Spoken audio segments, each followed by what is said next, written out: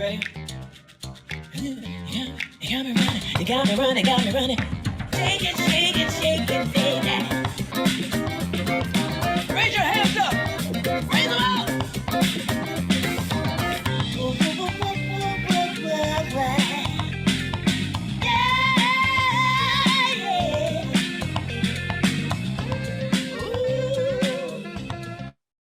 All right. Hello, everyone, and welcome to a new trading week. And hello to all the people watching this live from the LCMS Traders Club team. I hope everyone had a good weekend, and I hope Friday was good as well. There was a lot of activity in the trading chat, and there looked like there were people taking advantage of the moves that we did discuss on the Friday morning call as well, just to prepare everyone.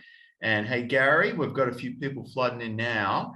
Now, if you are watching this delayed just on YouTube and you're wondering what this is all about, please visit the Jindal Thai website. That is the website in the bottom of the video that you'll see. And we're actually motoring along with subscriptions. So thank you to everyone who has subscribed and liked the channel as well. We're over 2,000 subscriptions now. So really do appreciate that.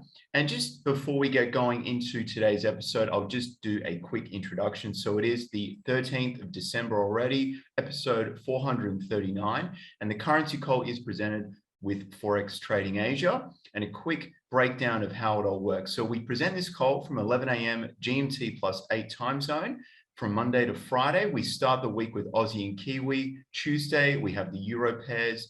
Wednesday, we have the pound. Thursday, we have yen and gold. And then on Friday, we have CAD and crypto. And in the currency call, we'll discuss the market economic updates, the key support and resistance levels with the pairs in focus for the day, trade ideas, and much more, including we'll go through with Kim Hong, currency strategist at LCMS Traders. Today will be the inflation that came out, the inflation data that came out from the US on Friday night. And the currency call, we aim it to be very beneficial to both the long-term investors and short-term traders as well. We go through what could move prices, possible trade ideas, and we also highlight the potential targets and also risks. Finally, a disclaimer, which is very important to take note of.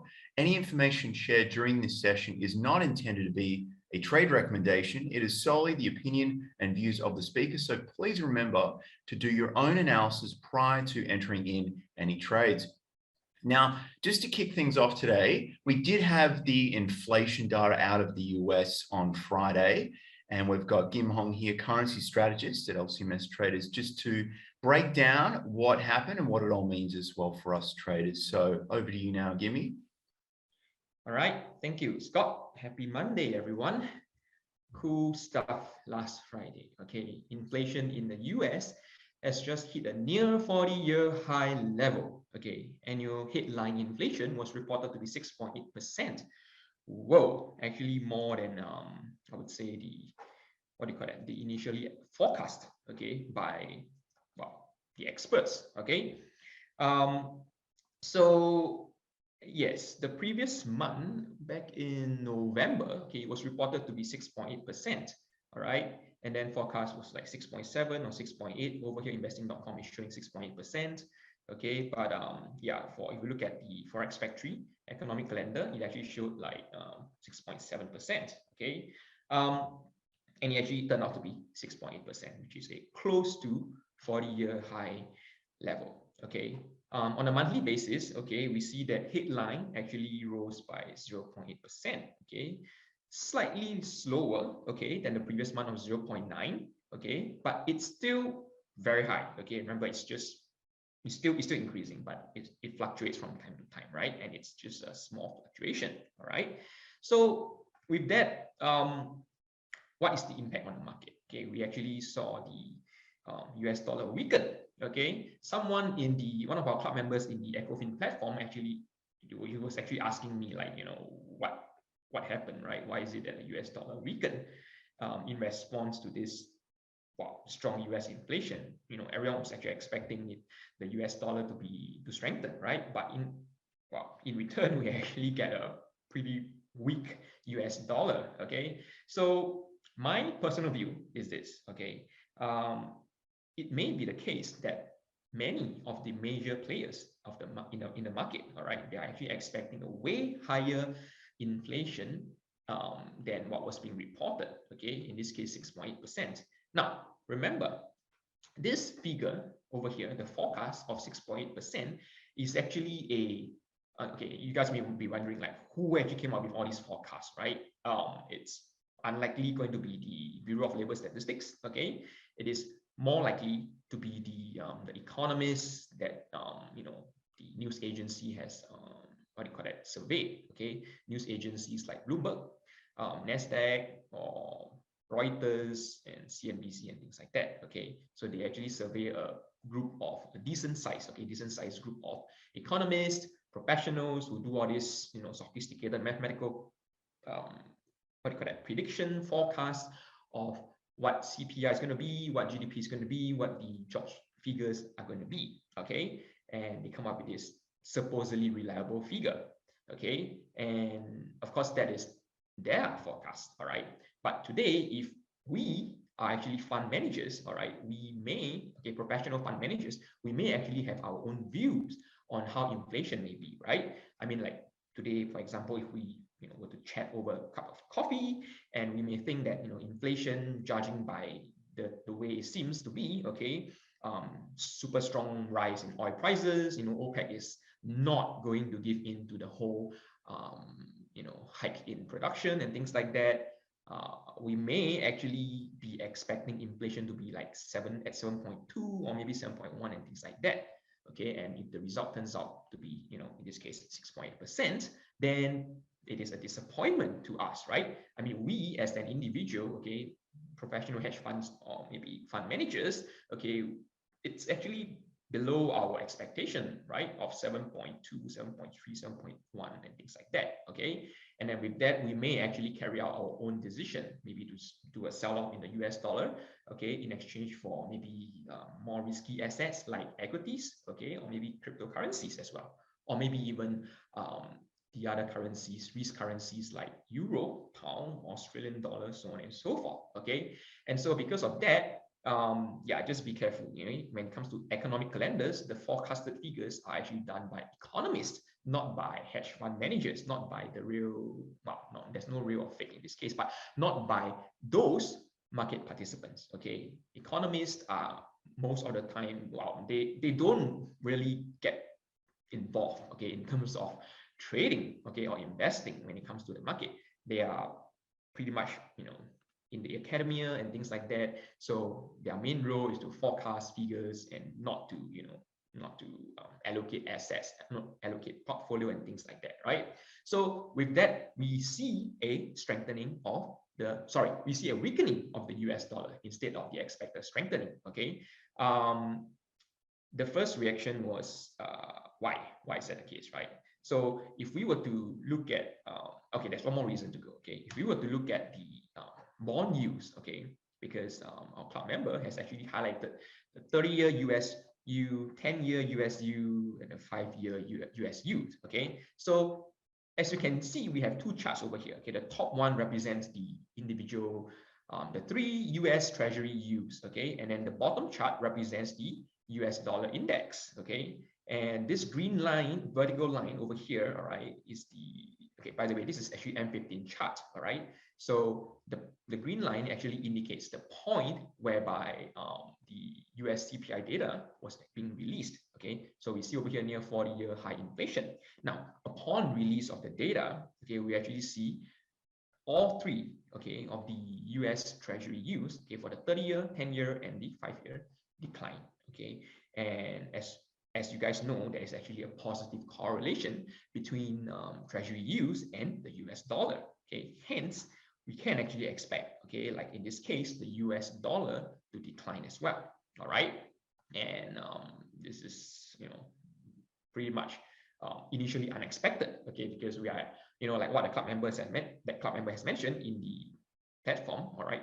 Normally, when we see a rise in inflation, we can expect bond yields to rise, and then we can expect the US dollar to follow suit. Okay, but not in this case. We see a clear weakening, okay, in the US dollar index and a decline in the Treasury yields. Okay, now if we were to look at the major stock indices, okay, the 3 major stock indices, in this case, okay, we see that we have this Dow Jones Industrial Average, we have the S&P 500, and we have the Nasdaq.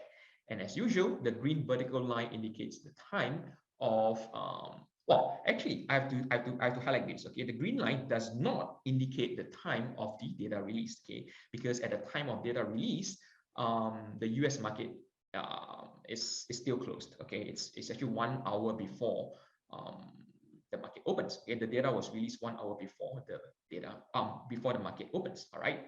So well, there has to be some pre-market movements and market opening. Okay, but this vertical green line indicates the market open. Okay, which is when the you hear the bells getting rung and things like that.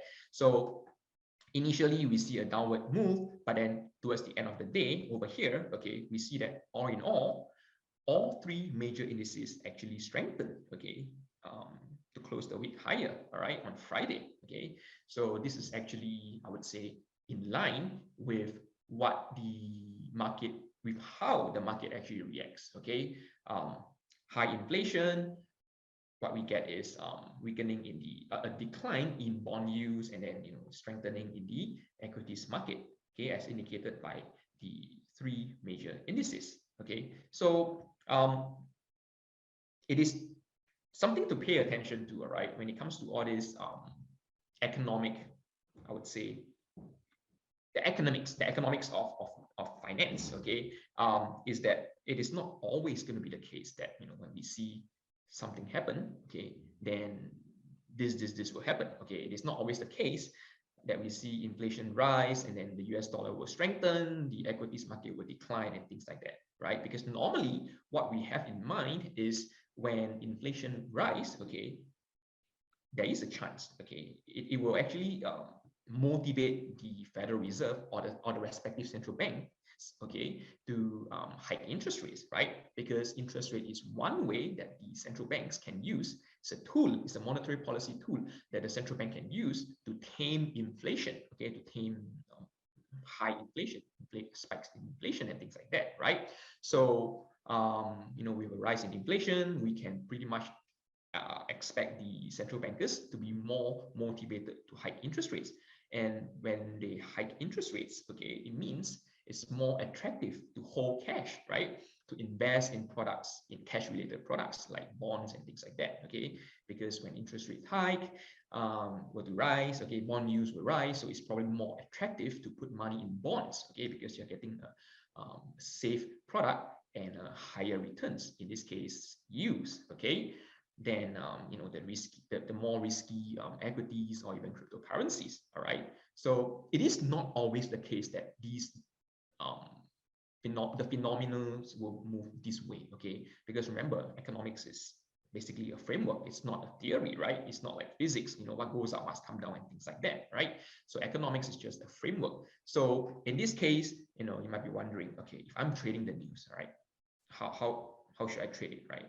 Inflation, we have good inflation data, and then US dollar will weaken when I'm actually expecting it to strengthen, right? So what you will hear from us from time to time is trade what you see. Okay. Last Friday during the inflation data release, I actually traded. Okay, I was shocked for that first 5 seconds. Okay, but as a trader, if you want to, during news events, okay, you will likely want to carry out short-term trades, maybe like scalping, or maybe even like the longest you want to go is probably intraday trades. Okay, so if you want to scalp, okay, you have no time to figure out why is it that inflation data is strong and the US dollar is weakening, right? So trade what you see. If you were to see the US dollar weaken, all right, and you see Euro, Pound, New Zealand dollar, Australian dollar, Canadian dollar strengthening, or these risk currencies strengthening against the US dollar, then you might just want to react to it, right? By buying, okay, buying the other currencies against the US dollar, okay? Or maybe selling the US dollar against the other currencies, okay, and keep the trades short term, right? And take whatever profits you get and run it, just get out of the market as soon as possible, because you might not know, all right, what we are seeing now is a sustained weakening in the US dollar, right? Because last week after the data was being released, US dollar weakened, and up to now, okay, looking at the chart, I'm still seeing, a weakening in the US dollar. Okay, the weakening of the US dollar is being sustained at the level. There wasn't too big of a retracement to the initial point, okay, before the data was being released. So this is not always going to be the case. Okay, there are times whereby US dollar will weaken, and then once the US stock market were to open, all right, and then you start seeing the strong retracement, or maybe just US dollar just strengthen back to where it actually opens for the day. All right, so which is why we always emphasize, when it comes to news trading and things like that, keep your trades short term, okay, because you might not know, you may actually turn your profits into losses in this case. Okay, so yeah, that's a little bit on trading and things like that. Any questions on CPI? No questions. Okay, I'm not sure if our club member, the member who actually asked on the CPI is actually in this call, but if not, if it is, then I hope I've answered his question. All right. So if you guys have any other questions on, you want to take this discussion on CPI and inflation further and things like that, how it will impact the Federal Reserve decision this week, okay, then yeah, let's just carry the discussion over to our EcoFin platform. All right. And if there's no other questions, I will hand it back to you, Scott. All right, thanks for that, Gimme. And what I'll get into now, guys, is just to follow with what Gim has been talking about. We'll go into the US dollar index now as well, and just to see how it's open to start the week off as well. So it was a pretty subdued open, but we have seen it move a little bit off 96. So, it was an interesting reaction from markets, and we discussed the possibility that inflation was priced in, and the fact that the figures that did come out weren't exceeding expectations dramatically really at all. And that we've been warned and warned again that inflation is persistent as well. So there were some opportunities, but like you mentioned, you've got to still be quite flexible as well. And it was interesting to see the reaction with the bond market as well, and the fact that it's pretty flat as well. But really, we don't have a lot of news for the US dollar today or even tomorrow as well. So it's just going to be a situation where let's just see if 96 holds up and then go from there. But something I do just want to bring up, and I've shown this previously as well, is just the volatility index for the S&P 500. And the reason for that, I'll just bring this up now. So make sure you do check out Forex Trading Asia, guys, as well, for the weekly review as well. We've got all the currency pairs that we focus on that you can go through as well. So make sure you do sign up to Forex Trading Asia. But the US S&P 500, so the top 500 companies here, you can see that we have seen the index go down a little, which just is quite perplexing, because we did see the release. But what this implies is that usually when sellers are around and there's a lot of dipping in the market, we'll see the index get elevated. And we saw that on the 2nd there of December, which is where it peaked out at 32. And we've seen it come back down again. And it's just, something to watch out for, really, that the over 20 level and a breakout further will be something to look for, just to see, okay, now risk sentiment is shifting the risk off. But we actually have a situation where we do have a risk on dynamic. But again, that can really change quite abruptly. And something else I've been monitoring is the 2-year bond yield, and it's creeping up higher and higher and higher. So something to look for, which just implies that the market is really sort of pricing in potentially a quicker rate of interest rate rises before 2023. So to put this into context, here's the 5-year. So the 5-year chart, and it's just creeping up ever so high. So something really to watch for. And this was when they had the previous increase into the 2018, where there was, market uncertainty and really caused a little bit of, everything went down, property prices and things. So still a bit of a way to go, but it's just something that I've noticed and it's piqued my interest. So I'll continue to monitor that and update.